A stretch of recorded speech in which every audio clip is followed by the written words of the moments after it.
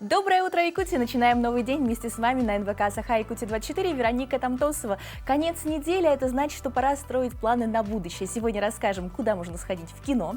Напомню, что с 12 декабря во всех офисах Центра «Мои документы» Якутии можно оформить усиленную электронную подпись мобильного приложения «Госключ». Что это такое, для чего и как использовать, узнаем у нашей гости чуть позже, поэтому не переключайтесь. Также поговорим о чемпионате по нардам и как научиться в них играть, откуда пошла такая замечательная игра, как можно стать участником и все самое интересное, что ждет в выходные участников чемпионата. С нашим гостем также обсудим, поэтому не переключайтесь. Расскажем обязательно, что сегодня за знаменательный день, какие сегодня даты и события, чтобы день стал лучше. И все самое интересное только у нас. Оставайтесь вместе с нами, никуда не переключайтесь, потому что совсем скоро мы будем разыгрывать ваши планы на выходные, а именно 2 пригласительных билета в кино. И все это за правильные ответы вам обязательно подарим. Вот такой у нас план на сегодняшнее утро. Все самое интересное только у нас. Начинайте утро в нашей хорошей компании.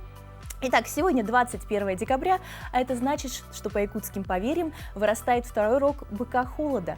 Ну что, крепчают морозы? Прямо сейчас какая погода за окном?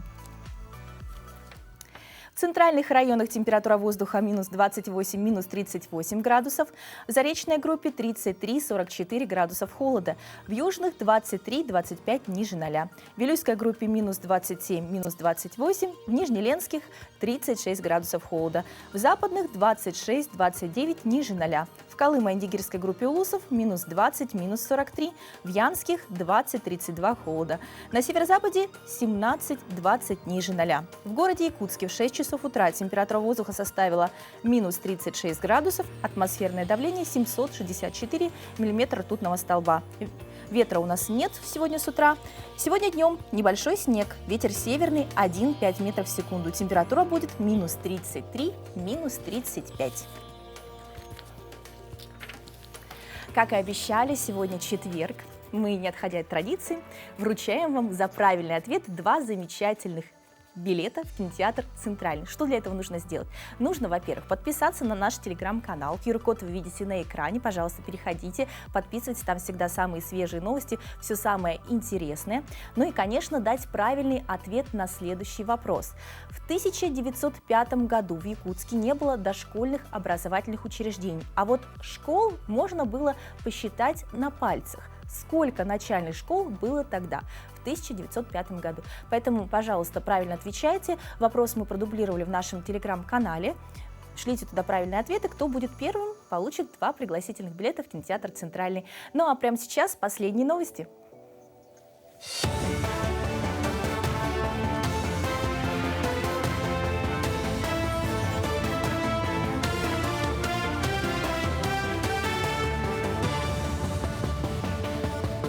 Якутия, доброе утро, коллеги. Сейчас блок новостей. В Якутии рассматривают применение искусственного интеллекта для прогнозирования паводков. Об этом сообщил глава Министерства по делам гражданской обороны и обеспечению безопасности и жизнедеятельности населения Якутии Дмитрий Лепчиков.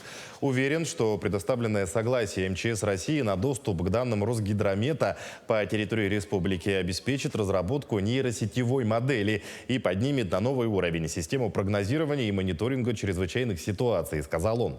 Отмечается, что в этом году паводки затронули 20 населенных пунктов в 9 районах Якутии. Порядка 70 домов и свыше 300 приусадебных участков оказались затоплены. Общий ущерб составил почти 360 миллионов рублей. В преддверии Нового года торжественно вручены федеральные и республиканские госнаграды. В Доме правительства собрались те, кем заслуженно гордится республика. Это представители разных поколений и профессий. Вручены медали за храбрость, за отвагу на пожаре, медаль Луки Крымского, орден Пирогова, почетное звание Российской Федерации Якутии, а также знаки отличия «Гражданская доблесть». Ну а высоким званием ордена республики «Полярная звезда» удостоился прокурор Якутской ССР, замгенерального прокурора России в отставке, государственный советник юстиции 1 класса, заслуженный юрист России и Якутии Василий Васильевич Колмогоров.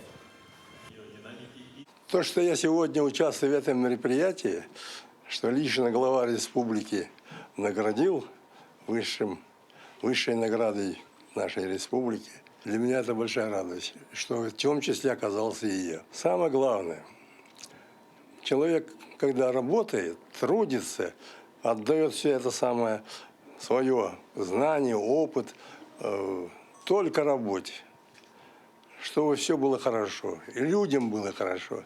И это достоинство по достоинству оценивается. Я не про себя говорю. Вот, я от всех именно награжденных, будем так говорить.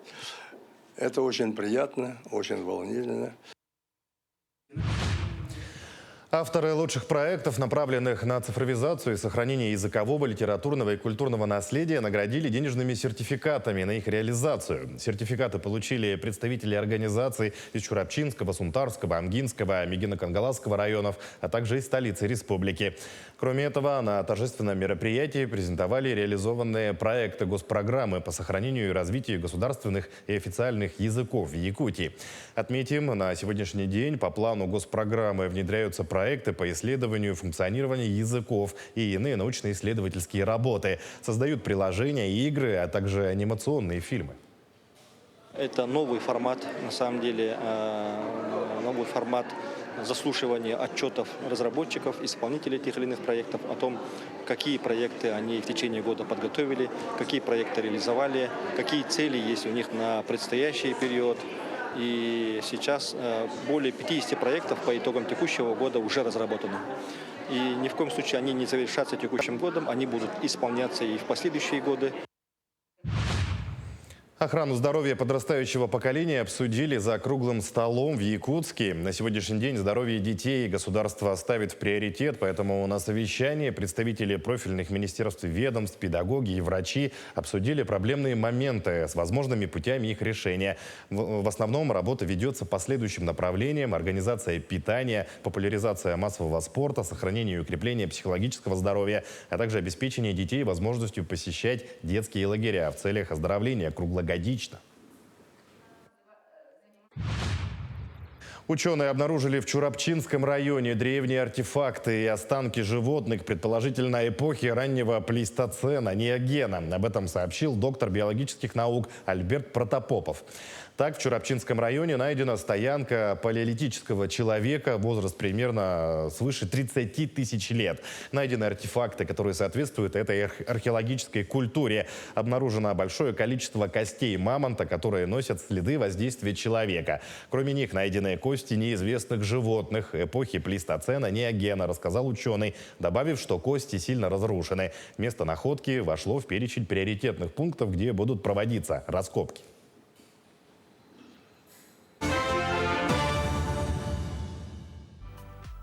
Продолжаем делиться новостями. Как мы уже говорили, с 12 декабря во всех офисах Центра «Мои документы» Якутии можно оформить усиленную электронную подпись мобильного приложения «Госключ». О том, что это такое и для чего он нужен, нам расскажет специалист клиентской службы города Якутска Центра «Мои документы» Юлия Капитонова. Юлия, доброе утро. Доброе утро. Ну что ж такое «Госключ»? Расскажите, пожалуйста. «Госключ» — это мобильное приложение для подписания с телефона или планшета юридически значимых документов и заявлений в электронном виде. В приложении можно получить бесплатно сертификат, сформировать усиленную неквалифицированную и квалифицированную электронную подпись. Давайте остановимся подробнее. Вот что такое квалифицированное, а что такое неквалифицированное? Ну вот это категории сертификатов, сокращенно УКЭП и УНЭП.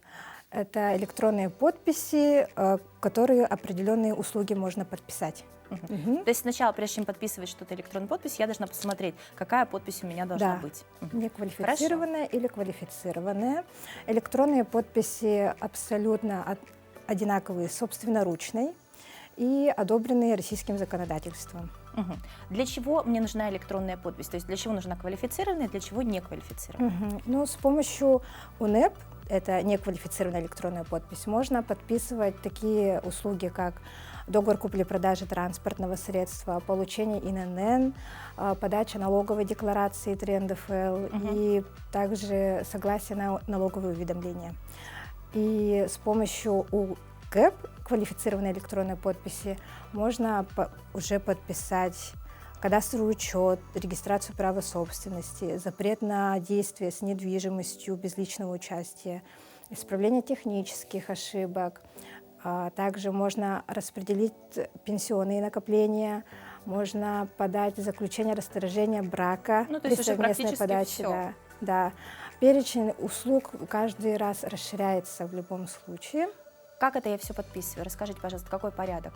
То есть у меня есть приложение, я захожу в госуслуги, да, у меня там высвечивается подпись, и я уже могу пользоваться ей.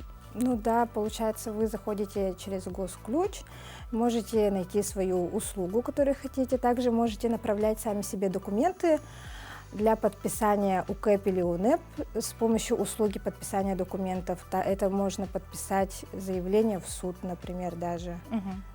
Такие документы. То есть я сама себе загрузила в программу, Да. сама подписала, и потом уже из программы выгрузила и направила в суд. Хорошо. А для того, чтобы мне получить эту подпись, что мне нужно сделать? Ну, УНЭП может получить любые пользователи, у кого подтверждена учетная запись в госуслугах, подтверждены в личном кабинете СНИЛС и ИНН. А для того, чтобы получить УКЭП, это могут быть только физические лица. Для организаций и ИП сейчас в настоящее время пока не предусмотрено. 3 простых шага для получения УКЭП. Это, во-первых, скачать приложение Госключ на смартфон. Во-вторых, это зарегистрироваться с помощью приложения Госуслуги, учетной записи Госуслуги. И, в-третьих, это подойти в любой центр «Мои документы» с паспортом и пройти очную идентификацию. Ну, то есть я могу записаться у вас электронно, Да, подойти после Нового года и сразу получить. да. Это не занимает много времени. Много времени, буквально 3-4 минуты с приложением, консультанты вам помогают, могут даже вам же скачать приложение, показать, как зарегистрироваться и пройти Я очную думаю, что для идентификацию. старшего поколения все равно это очень актуально. Да. Скажите, пожалуйста, что я беру с собой? С собой только паспорт и ваш телефон. То есть больше мне ничего не нужно? Да, Ну, а телефон это тот, на который я могу установить приложение. приложение. верно. Какие-то требования к устройству имеются? Так, таковых требований нет. Приложение можно скачать с любых плей-маркетов, App Store, Play Market. Он везде доступен. А упрощает ли вообще такой порядок оказания услуг? То есть Конечно. насколько стало меньше, скажем, очередь к Мгм. вам из-за того, что многие стали Ну, все делать электронно? Эта услуга новая. Я уверена, что она будет усовершенствоваться в каждом разом. Преимущества очень много достаточно в том, что нет необходимости личного посещения органов. Да? Это быстро, бесплатно, безопасно. И электронная подпись всегда рядом с вами в телефоне. Скажите, пожалуйста, насколько это безопасно? Ну, намного, потому что там ваша учетная запись госуслуги, то есть, конечно же, не нужно давать никому кодов, да, это, а вообще, Ну, еще раз Безопасность, вы имеете в виду, что я, чтобы войти в это приложение, то есть я прохожу такую же идентификацию, Да. как в госуслугах, соответственно, я ввожу код с персонального телефона, который я Мгм. подтвердила в госуслугах. То есть Да. без моего кода никто в приложение не зайдет, а значит, ничего не подпишет. Да, Правильно конечно. понимаю? Все, ну спасибо. Вы нас, я думаю, всех успокоили, что это теперь безопасно.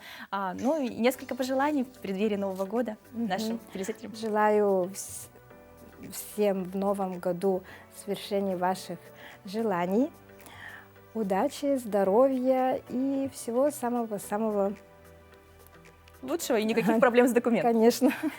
Спасибо большое, что Ага, с пришли. До наступающим. новых Спасибо встреч. вам за приглашение. Теперь мы знаем намного больше. Мгм. Ну а мы продолжаем наш эфир. Так, в 2012 году клип южнокорейского рэпера Gangnam Style стал первым видео в истории YouTube и интернета в целом, набравшим более 1 миллиарда просмотров. Постоянное на сегодняшнее количество просмотров ролика составляет примерно 4,5 миллиарда. То есть вот такой популярный. Вот, заражайтесь примером, может быть, тоже что-то такое популярное придумайте. Но мы продолжаем и прямо сейчас расскажем, какие еще знаменательные даты и события произошли сегодня. На календаре 21 декабря. Сегодня отмечают День зимнего солнцестояния, День принятия Международной конвенции о ликвидации всех форм расовой дискриминации, День рождения баскетбола, день рождения кроссворда, день повара японской кухни. В эту дату по народному календарю чтят память святой мученицы Анфисы Римской. В старину в этот день девушки занимались рукоделием. Они запирались одни в комнате, пряли, шили и вышивали. Было принято проводить обряды от сглаза и для защиты от нечистой силы. А на одежде вышивали специальные символы, которые сулили богатство, счастье, удачное замужество. Если синицы и другие птицы начнут искать укрытие под крышей, то вскоре будет метель. События в этот день. В колледже Спрингфилда 18 студентов провели первую в историю игру в баскетбол. Мари и Пьер Кюри открыли радий. В России вышел первый номер журнала «Огонек». В этот день в Москве состоялась премьера фильма «Броненосец Потемкин». Состоялась премьера первого полнометражного мультфильма Уолта Диснея «Белоснежка и 7 гномов». Этот день считается началом производственной деятельности одной из крупнейших судостроительных верфей России – завода номер 402, ныне ОАО ПО «Севмаш». В СССР произведен запуск «Космос-101». Советский Союз осуществил успешный запуск межпланетной станции «Луна-13». СССР осуществил успешный запуск межпланетной станции «Вега-2» для исследования планет Солнечной системы. Состоялся первый полет самолета Ан-225 «Мрия». Упразднение СССР и создание Содружества независимых государств. В этот день родились Роберт Броун, британский ботаник, в честь которого названо Броуновское движение. Иосиф Сталин, советский государственный и военный деятель, глава СССР. Константин Рокоссовский, советский военачальник, маршал Советского Союза. Всеволод Вишневский, советский драматург, прозаик, журналист, военный корреспондент. Петр Кошевой, советский военачальник, маршал Советского Союза. Генрих Теодор Бель, немецкий писатель, переводчик, нобелевский лауреат. Ольга Аросьева, советская и российская актриса театра и кино, народная артистка РСФСР. Джейн Фонда, американская актриса, модель, писательница, общественный деятель. Именины сегодня отмечают Сергей, Потап, Кирилл, Анфиса. Вот такой сегодня знаменательный день, а мы напоминаем, что в начале недели объявили розыгрыш на украшения дома, квартиры, комнаты к Новому году. И победитель получит завтра, потому что мы завтра подводим итоги уже, будьте внимательны, вот такой замечательный букет, который нам помогла оставить Центр флористики, салон цветов «Колибри». Вот можете получить его в подарок. Все, что вам нужно, это отправить ваше видео, фото, как вы украсили дом, квартиру или комнату на наш электронный адрес. Его вы видите на экране. Отправляйте, все обязательно посмотрим внимательно. Самые красивые покажем в эфире, ну и объявим победителя. Дорогие друзья, напоминаю, что сегодня мы вручаем 2 билета в кинотеатр «Центральный» за правильные ответы. Пока правильный ответ не пришел. Итак, как мне подсказали, что именно вы отвечаете, сколько всего было школ, а мы говорим именно сколько было в 1905-м начальных школ. Свои правильные ответы отправляйте в телеграм-канал, QR-код вы видите на экране, пожалуйста, подписывайтесь, давайте правильный ответ, и, может быть, именно вы пойдете в кино в эти выходные, такие замечательные предновогодние выходные. Но продолжаем. Говорят, что самое важное – это чтобы всегда было комфортно. Большую часть жизни мы проводим на работе. Хорошо, если работа позитивная, и вы не сидите на месте, но, как правило, многие занимаются именно офисной работой. И хочется, чтобы и в офисе было комфортно, хорошо, уютно. Как это сделать, узнаем в следующей рубрике. Офисные работники знают, как порой неудобно бывает перепечатывать текст с листа. Эту проблему может решить вешалка с прищепками. Крепим одну прищепку к монитору ноутбука, во вторую прищепку вставляем нужную бумагу. Теперь текст и монитор перед глазами. Чтобы от постоянной работы за компьютером не уставало запястье, сделаем из носка мягкую подставку. Берем носок, внутрь насыпаем крупу или, как в нашем случае, крупную соль, завязываем и больше не страдаем от боли в запястье после напряженного рабочего дня. Загрязнилась клавиатура? Чтобы быстро ее почистить, можно использовать обычный стикер. Отрываем бумажку, проводим липким краем между клавишами, Мусор прилипает к липкому краю, и клавиатура вновь чистая. Пора сделать перерыв и выпить чашку чая или кофе. Подставка под горячее – необходимый атрибут офиса. Ее можно сделать из пластиковых крышек, которые наверняка накопились в ящике, если вы рачительный работник и ратуете за экологичность. Понадобится еще пергаментная бумага и утюг. Экологичная подставка готова. Захотели посмотреть видео на телефоне, а под рукой не оказалось подставки? Не беда. Ее быстро можно соорудить из обычной канцелярской скрепки. Один конец нужно отогнуть перпендикулярно другому. Получаем компактную и удобную подставку.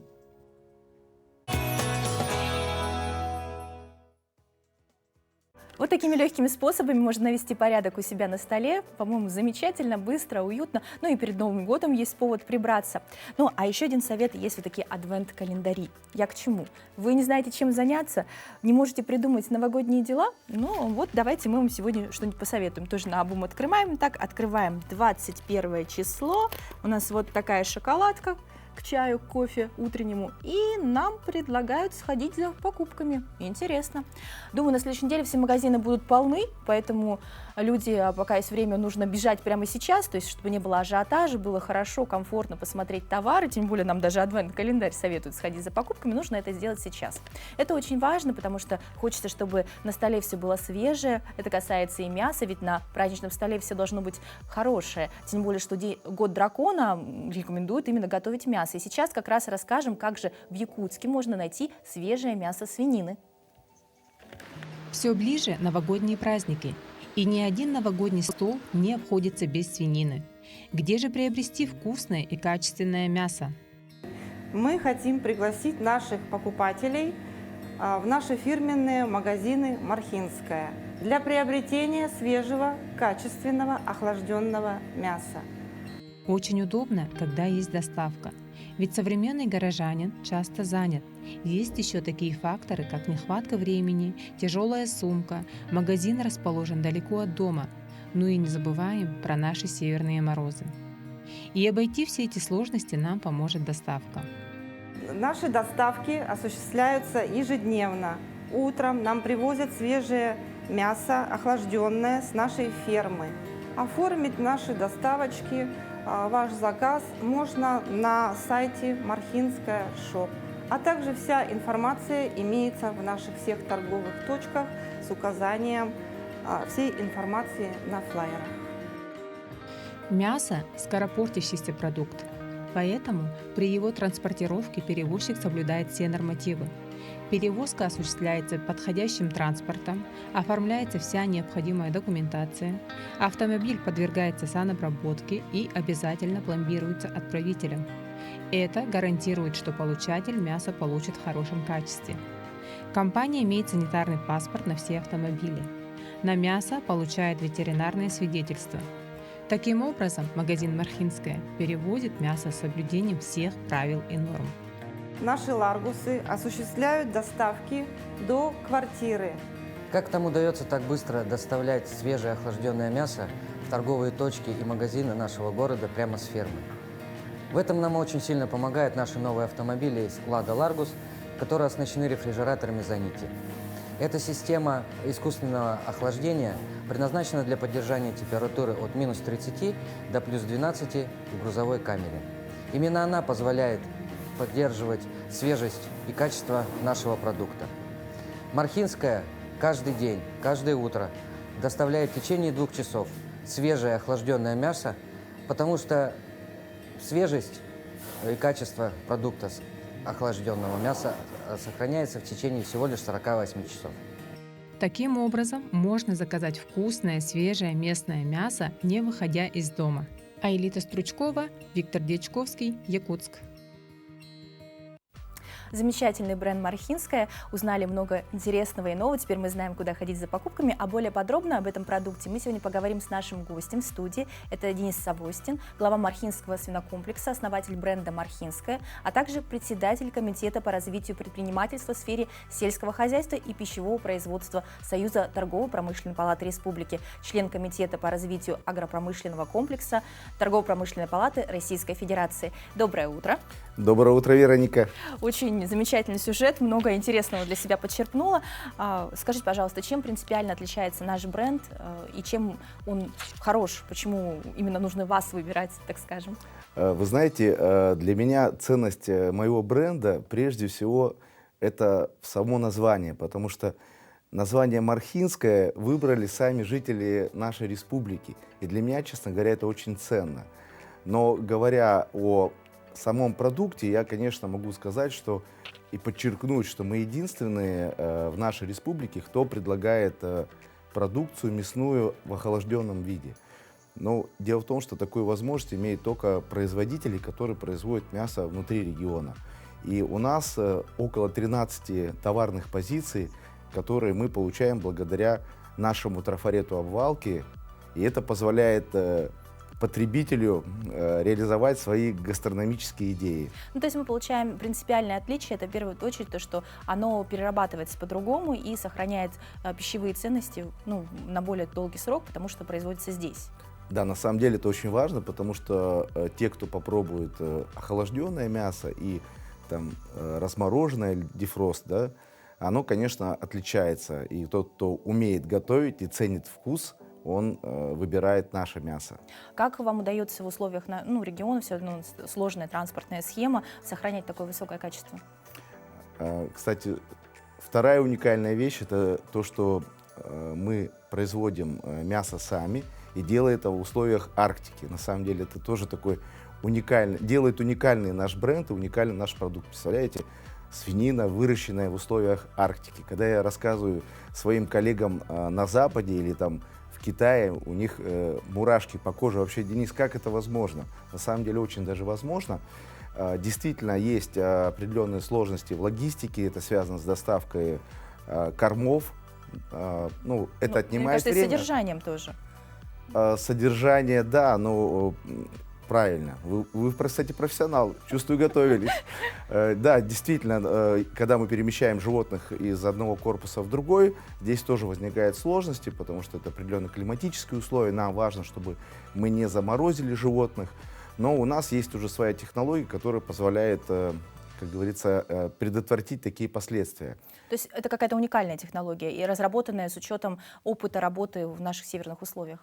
Вы знаете, я не буду лукавить, на сегодняшний день нет, потому что свинокомплекс строился 30 лет назад, и тогда еще не было современных технологий. Но в наших планах реализовать достаточно амбициозный проект, который мы ставим задачу на 2024-2025 год, это строительство новых корпусов на 900 свиноматок, которые позволят в 6 раз увеличить количество производимой продукции. И как раз в этих технологических решениях мы закладываем уникальные условия, которых нет вообще в принципе в мире. То есть это наше ноу-хау. Открывать, наверное, все секреты не будем. Да, не буду открывать все секреты, но хочу сказать, что тоже подчеркнуть, что, к сожалению, у нас бывают жалобы от жителей, говорят, что вот там запахи и так далее. И мы ставим, кстати, уникальную систему фильтрации, которая будет вообще исключать запахи, которые исходят от свинокомплекса. Но, к сожалению, такие моменты есть производственные. Я думаю, что все это решаем, потому что возможность потреблять такую продукцию, она как-то нивелируется небольшими неудобствами, тем более, если вы с ними боретесь. Скажите, пожалуйста, а как вы обеспечиваете безопасность продукции? То есть это тоже очень сложный технологический процесс. Да, дело в том, что мы внедряем стандарты, у нас внедрена система HACCP, и на сегодняшний день мы проводим контроль качества мяса от выращивания. Дело в том, что мы сами выращиваем, мы сами продаем, как говорится, от производства до прилавка. И на всех этапах мы контролируем, то есть на этапе выращивания животных, дальше в момент забоя у нас происходит отбор проб, и мы проверяем, нет ли там каких-то проблем. И, соответственно, уже там непосредственно на прилавке мы контролируем температурный режим, чистоту. Ведется в этом плане достаточно серьезная работа. У нас разработаны так называемые контрольные листы, чек-листы. И мы, конечно, получается, контроль на всех этапах, уделяем этому внимание, да. Скажите, пожалуйста, какие еще, может быть, интересные новости у вас? Может быть, появилась новая продукция к Новому году? Может, какие-то планы ближайшие? Понятно, что развитие это глобально, так и более ближе к потребителям. Ассортимент, может, Вы какой-то? знаете, честно говоря, лично я очень жду открытия нашего колбасного цеха, который позволит вырабатывать уникальную продукцию. Это будет такое крафтовое производство, то есть ручная работа. Мы разработали более 30 товарных позиций. Но в текущий момент завершается там наладка производства. В январе приезжает у нас технолог, это такой лучший колбасник России. И мы надеемся, что уже в конце февраля и в марте, кстати, мы планируем презентовать нашу продукцию в рамках международной выставки «Россия», которая проходит сейчас в Москве на ВДНХ. Мы там, кстати, принимали участие, и наше сало прям зашло не только жителям Якутии, но и, как говорится, москвичам, ну и приезжим жителям, гостям столицы. Ну, то есть мы выходим уже на новый уровень за пределы республики. Да, вторая моя амбициозная задача – это сделать наш бренд узнаваемым не только внутри региона, но и за пределами, то есть сделать его федеральным. И, кстати, хочу похвастать, что в этом году мы получили достаточно большое количество наград. Мы забрали номинацию «Лучший мобильный торговый объект» в конкурсе «Торговля России-2023». Это такой серьезный конкурс, который проводит Министерство промышленности и торговли Российской Федерации. Идет жесткий отбор со всей России. И, кстати, наш уже полюбившийся жителям Якутии фудтрак единственный, кто проработал при температуре ниже 40 градусов. Это тоже такой очень уникальный опыт. Ну, получается, у вас столько достижений, о которых, я думаю, не все слышали. Теперь мы познакомились с продукцией поближе, со стороны технологических процессов и амбициозных планов. Желаем, чтобы все цели были в наступающем году достигнуты. Ну и ждем от вас пожелания нашим телезрителям. Вы знаете, дорогие земляки, я, честно говоря, хочу традиционно пожелать всем здоровья. Очень надеюсь, что все вы встретите Новый год в кругу семьи, в полном составе. Хочу, чтобы в этот Новый год у вас было много волшебства. Все-таки хочется, чтобы сбывались ваши самые заветные мечты. Ну и я очень верю, что наши жители республики станут самыми счастливыми в 2024 году, и год дракона принесет им только удачу. Спасибо большое за теплые слова. Желаем вам также, чтобы этот год дракона принес только самое хорошее. До новых встреч! А мы сейчас продолжаем. Наша традиционная рубрика «Пусть мама придет», и мы хотим познакомить вас с 3 детьми. Это 2 сестры, Аня и Алина, и их брат Роман. Так получилось, что дети находятся в одном из центров помощи детям-сиротам и детям, оставшимся без попечения родителей, и очень хотят встретить Новый год в кругу семьи. Знакомьтесь, 2 сестры и брат. Старшая сестра Аня, средняя Алина и младший брат Рома. Меня зовут Анюта, мне 14 лет. Я учусь в 7 классе. Это диплом за хорошую учебу. Вот, первой степени. Меня зовут Алина, мне 12 лет. Учусь, я перешла в 7 классе. Я занимаюсь футболом 3 года. Играю в волейбол. Занимаюсь в кружке Сылык-4. Хорошо учусь. Это сертификат за активное участие в акции «Читаем всей семьей». Это сертификат за участие в правовом марафоне посещения Дня правового знания в Республике Саха-Якутия. Это благодарственное письмо. Это за высокое достижение в учебной и внеучебной деятельности по итогам. Меня зовут Рома, мне 11 лет. Перешел в 5 класс. Это грамота за хорошую успеваемость и за хорошую учебу. Я занимаюсь футболом 3 года и волейболом, и теннис, и борьбой. Выиграл в Хапцагай. Первое место занял. 35 выше килограмм выиграл. Сестры Аня и Алина с удовольствием посещают кружок рукоделия «Сылык». Здесь под руководством опытного преподавателя девочки учатся делать изделия из конского волоса, бисера, шить одежду и создавать якутские национальные украшения. Рома свободное время проводит в спортзале. Все трое уже знают, кем станут. Аня, расскажи, вот когда вырастешь ты, когда станешь взрослой, кем бы ты хотела стать? Я когда вырасту, я хочу стать медсестрой. Алина, а ты? Когда я вырасту, я хочу стать парикмахером. Так, Ром, а твоя мечта? Я хочу стать предпринимателем. У Ани, Алины и Ромы много увлечений. Они любят музыку и учатся играть на разных инструментах.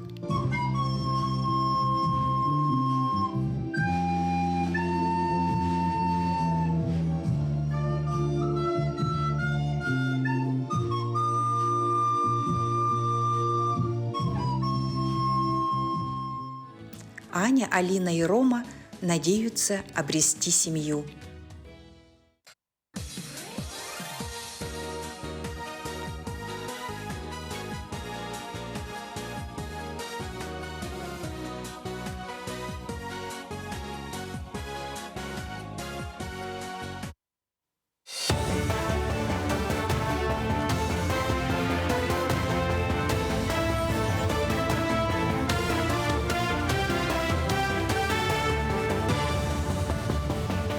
Якутия, доброе утро. Далее предлагаем блок новостей.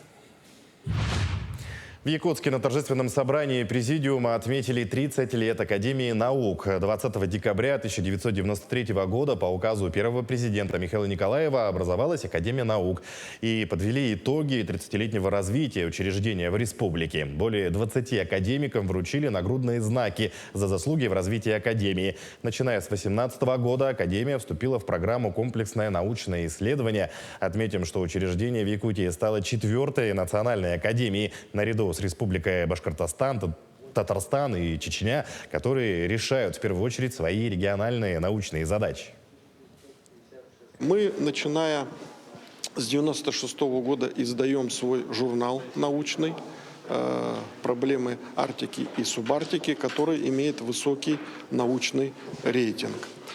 Перспективы также Академии наук, значит, связаны с развитием будут КНИ, значит, общественного заказа и научно-образовательного центра «Устойчивый Север». И, надеюсь, мы справимся со всеми поставленными задачами, которые ставит перед нами учредитель, глава республики и правительство. Якутия занимает 2-е место по России по количеству занятых в сельском хозяйстве благодаря господдержке, развернутой по нацпроекту «Малое и среднее предпринимательство». Сообщается, что в республике на каждую 1000 жителей приходится более 3 фермеров, а результативность сельского хозяйства набирает обороты благодаря поддержке крестьянских и фермерских хозяйств, селекционных заводов, предприятий сельхозпереработки. Так, в текущем году в бюджет региона заложили свыше 15 миллиардов рублей. Также текущий год отметился увеличением ставки субсидий на стимулирование производства и переработку сырого молока с 50 до 60 рублей за килограмм. За 5 лет число домашних северных оленей в республике увеличилось до 170 тысяч голов. Этому также способствует грантовая поддержка предприятий, занимающихся традиционными видами сельского хозяйства, которые реализуют в рамках президентского проекта «Малое и среднее предпринимательство». Так, в следующем году 28 миллионов рублей направят на программу «Молодой оленевод». Она дает право на получение соцвыплаты 1 миллион рублей оленеводами младше 35 лет. За 3 года такой вид поддержки получили 50 человек. А в ведущем оленеводческом хозяйстве Якутии Таба-Яна Устьянского района сегодня насчитывается более 21 тысячи оленей. Республика продолжает активную подготовку к международным играм «Дети Азии» в Якутске. Ожидается участие свыше 3000 спортсменов, в том числе более 1300 представителей зарубежных стран. Масштабные мероприятия задействуют 1900 волонтеров по 20 направлениям. На соревнованиях будут работать 770 судей, среди которых 460 иногородних специалистов. По 24 видам спорта разыграют 224 комплекта медалей. На церемонию открытия игр планируют привлечь 4000 человек, в том числе 1800 детей детей от 9 до 16 лет и более 2000 взрослых со всех уголков республики. Осенью этого года прошел отбор творческих коллективов из районов. 50-й снег. В Национальном художественном музее открылась выставка Иннокентия Корякина, посвященная юбилею художника. На выставке представлено 50 картин, половина из них – работа этого года. Гости увидят полюбившиеся и новые живописные произведения, сюжетно-тематические картины, завораживающие пейзажи, великолепные натюрморты, портреты самых дорогих и близких людей. Герои произведения Иннокентия Корякина – это всегда колоритные персонажи, своим внешним обликом и внутренней сутью неразрывно связанные с родной землей. Добрая, теплая атмосфера, созвучна с остроумными народными якутскими пословицами и поговорками. Выставка продлится до конца января и будет интересна всем ценителям и любителям искусства. Это жизнь моего народа. То, что я сам переживал, или где-то слышал, где-то видел, и предания, и много в детстве очень много читал, и все это сказывается на мое творчество. Я люблю больше прошлый век показать. 17-й, 18 век, да? Вот когда именно вот этой цивилизации не было такой современности. Как говорят, аутентичный, да? Именно вот это я хочу показать своему народу. Это с моими глазами. К текущему часу это все новости. Всего доброго и удачного дня.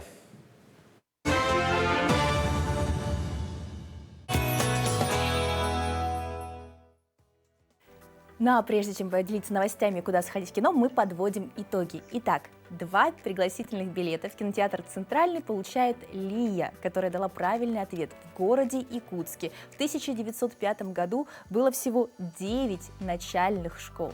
Потому что мы говорили именно о начальных, именно в городе Якутске. Поэтому вот немножко вы запутались, но главное, что есть победитель. Лия, поздравляем, желаем приятного просмотра. Ну а прямо сейчас узнаем, какие же фильмы можно посмотреть.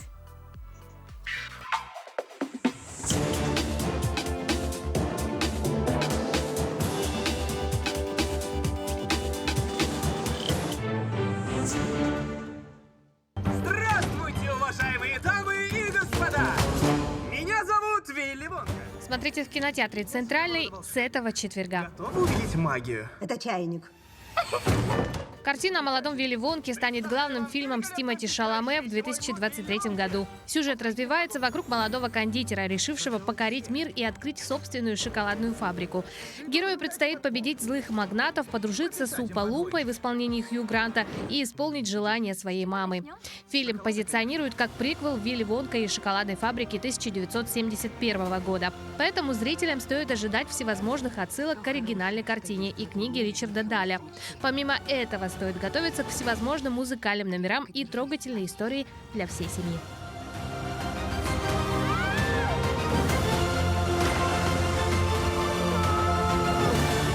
Пришло время изменить мир.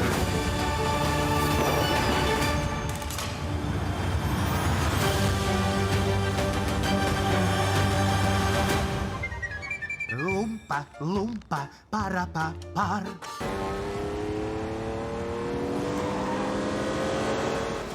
Еще одной ожидаемой премьерой декабря станет новая работа Майкла Манна «Феррари». Режиссер известен массовому зрителю по таким картинам, как «Схватка» и «Джонни Д».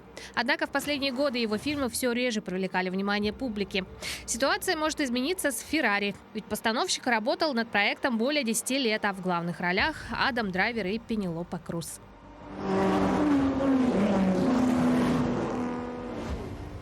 Об автомобилях Ferrari мечтают миллионы, а имеют единицы. Это символ роскошной жизни, известный во всем мире. Но блестящий фасад скрывает трагическую историю основателя компании Энцо Феррари.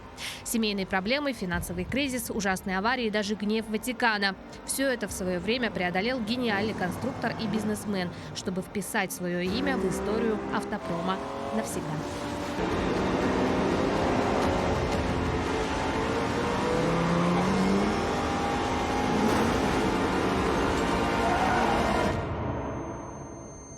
На моих машинах ездят, чтобы побеждать.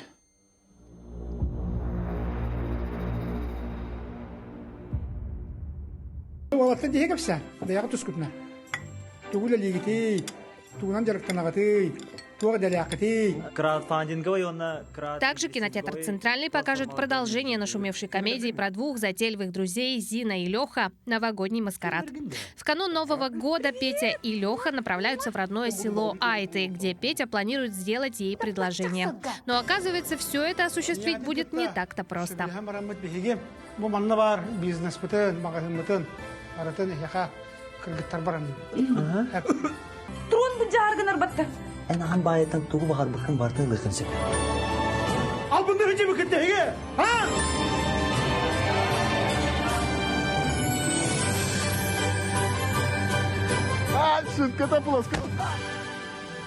Мы желаем вам отличного настроения и приятного просмотра.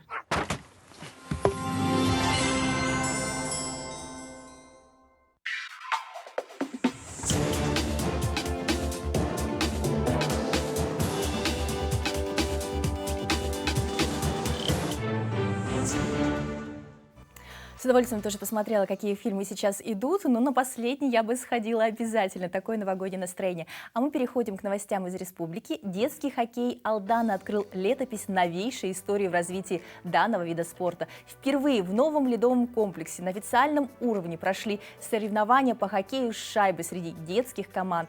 Подробнее Руслан Павлов. Крытый физкультурно-оздоровительный комплекс с ледовым катком был запущен в Алдане в ноябре прошлого года. Спортивный объект возведен по программе «Газпром детям». И именно дети и подростки здесь главные посетители и обитатели. Сегодня в ФОКе работает несколько спортивных секций. Их посещают порядка 150 ребятишек. А за время работы комплекс пропустил более 22 тысяч человек. В настоящее время хоккеем у нас занимается более 100 детей, шорт-треком порядка 30. Надеемся, что в ближайшей перспективе нам удастся открыть отделение фигурного катания, которое тоже пользуется большим спросом среди населения, но в отсутствии квалифицированных тренерских кадров необходимо привлекать их из других регионов Российской Федерации. За год удалось сформировать хоккейную детскую команду, выставить ее на соревнования регионального уровня и, главное, провести их у себя дома. В предновогоднем товарищеском турнире по хоккею с шайбой хозяева принимали сборные Якутска, Нерюнгри и Тынды. На лед вышли 10-летние мальчишки, будущее республиканского и дальневосточного хоккея. Мне 10 лет, я хожу на хоккей уже 2 года. Из этих 2 года мне очень нравится хоккей, потому что этот спорт очень сильный. Все нравится, как обустроено, хорошо, тепло там. Сейчас здесь развивается у нас уже в хорошем таком масштабе хоккей. Значит, появилось много желающих заниматься этим видом спорта. Гостей приняли тепло, а на льду дали им жару. Соперники, имеющие богатую историю детского хоккея, были удивлены организацией и подготовкой местной команды. Открытие таких арен, естественно, укрепляет наши отношения команд местных и областных. Популяризация хоккея идет, мастерство растет наших детей. Это уже хоккей не на открытых коробках, как мы раньше мерзли, а это уже хоккей более профессиональный, более командный. Результаты круговых встреч не влияли на турнирную таблицу, однако все решалось в последней игре между алданскими «Золотыми соболями» и «Энергией» из Нерюнгри, где гости оказались сильнее. Бронза у «Полярных волков» из Якутска. Впрочем, игра игрой, а тренеры и спортсмены из других городов открыли для себя новую спортивную площадку, а главное – достойных соперников и претендентов на победы в лице алданских хоккеистов. Руслан Павлов, Александр Лукин, Алдан. И дальше переходим к следующим новостям. Первый республиканский чемпионат по нардам пройдет в столице региона уже в эти выходные. Мероприятие нацелено на популяризацию среди взрослых массовых игровых видов спорта, какими являются нарды, и развитие и пропаганда массовых видов спорта в республике. И более подробно об этом мероприятии нам расскажет Назим Ахундович, победитель и призер нескольких турниров по данным длинным нардам.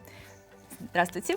Здравствуйте. Назим Фикретович, расскажите, пожалуйста, что вообще такое из себя представляют нарды? Я думаю, что все видели, но никто не вникал, кто не увлекается. Нарды — древняя игра, и история исходит к V веку нашей эры.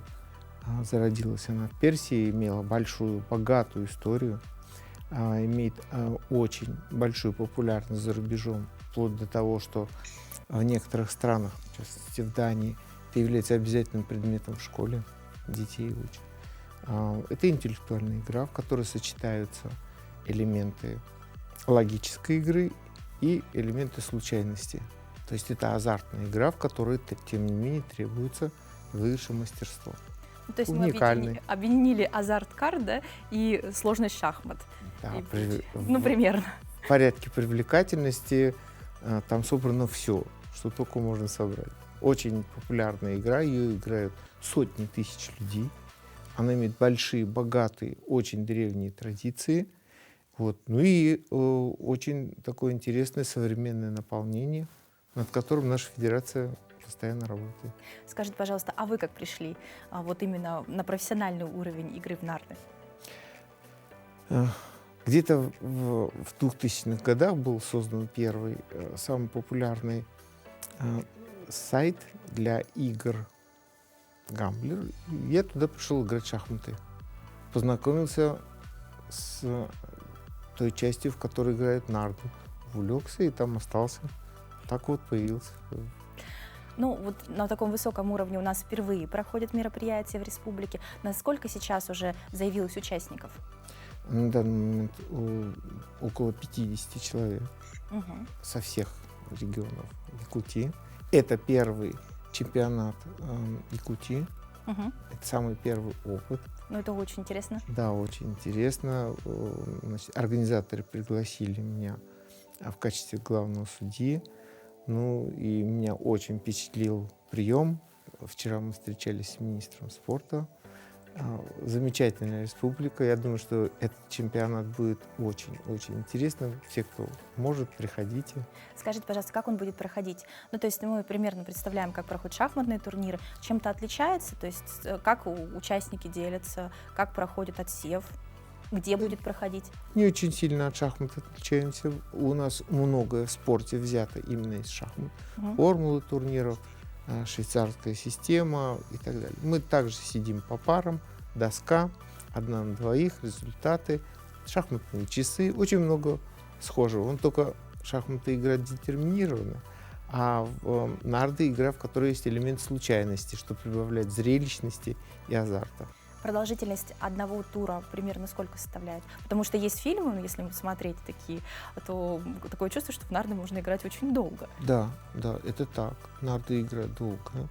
А она требует времени, потому что над каждым ходом нужно думать. Это серьезная игра. И час-полтора бывает иногда тур занимает. Ну, серьезная продолжительность. Да. Скажите, в каких регионах уже есть такой благоприятный опыт проведения турниров, наиболее активные регионы? Ну, традиционно наиболее активные южные регионы, южные, восточные, те, которые примыкают к закавказским республикам, где в Советском Союзе наиболее активно и развивались нарды. Это традиционно. С востока пришла игра, с востока она и развивалась, с востока, с юга. Скажите, пожалуйста, в каком возрасте лучше начать учиться играть в нарды? И можно ли начать там, не знаю, с малого до возрастных категорий? Со школы мы сейчас, у нас есть большой хороший опыт, в частности, в Курске. У нас есть подвижник, который первым организовал обучение детей, он ведет его постоянно, Илья Сафронов. И он готовит детей. Дети с удовольствием играют, участвуют в детских соревнованиях. И, в общем, это вещь, которую сейчас подхватили на Сахалине, в Красноярске и в других местах. Это сейчас пойдет в школы. С чего лучше начать знакомство с нардами? Ну, ознакомиться с правилами, значит, почитать книги. У меня есть книга, которую я написал специально для самых-самых начинающих. Есть книга у меня. Найдем обязательно. Да, есть у меня книги и для тех, кто поопытнее. Вот. Ознакомиться, а потом, конечно, турнирная практика, играть. Есть международные турниры уже?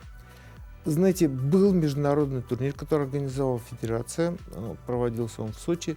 Но он пока имеет единичный опыт, потому что В данный момент не самое удобное время для международных соревнований. Ну, Но как да. только обстановка изменится, у нас будет много Ну международных. все, ждем с нетерпением. Давайте еще раз для наших телезрителей повторим, где завтра, прошу прощения, выходные можно будет прийти и посмотреть, чтобы приобщиться, а можно потом и попробовать поиграть.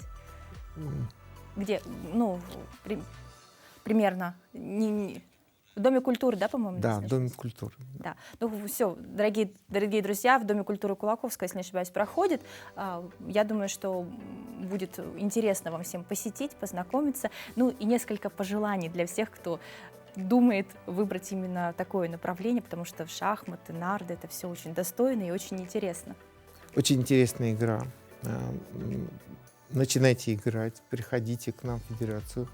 У вас замечательный президент Федерации Якутии Антонова Аида Константиновна. Обращайтесь к ней, она вам все поможет, все организует. Спасибо большое, что пришли. Удачного проведения турнира и до новых встреч.